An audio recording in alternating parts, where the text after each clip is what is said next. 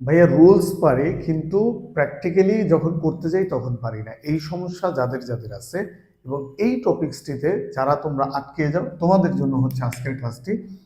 দেখো আমরা সবাই জানি হ্যাড বেটার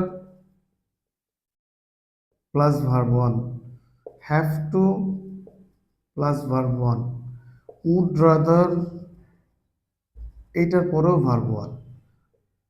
তোমাদের ম্যাক্সিমাম সমস্যা হয়ে যায় ভাইয়া তিনোটাই তো সেম, আমরা আসলে বুঝি না কখন কোনটা নিব। আজকের ভিডিওতে তোমরা এই ব্যাপারটা পুরোপুরি ক্লিয়ার হয়ে যাবে। Had better, have to, would rather, নিচ থেকে বলতেছি। দেখো উড রাদার হচ্ছে তুলনা করা, যেখানে তোমার প্রিফারেন্স থাকবে, তুমি ছোটটা করবা না বড়টা করবা, ভালো করবা না খারাপ করবা, এটা হচ্ছে উড রাদার ক্ষেত্রে, যেখানে তোমাকে কম্পেয়ার করা হবে।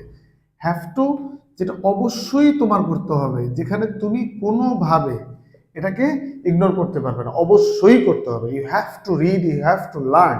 ওকে। আর হ্যাড বেটার হচ্ছে যেটা তোমার করতে হবে, না করলে ক্ষতি হবে, যার বাংলা হচ্ছে বরং ভালো।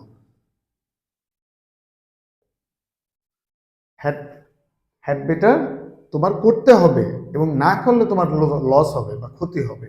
হ্যাভ টু, যেটা অবশ্যই করতে হবে, এখানে কোনো ধরনের কোনো তুমি কোনো মানে অজুহাত বা যে কোনো সমস্যা এগুলা দেখাইতে পারবা না।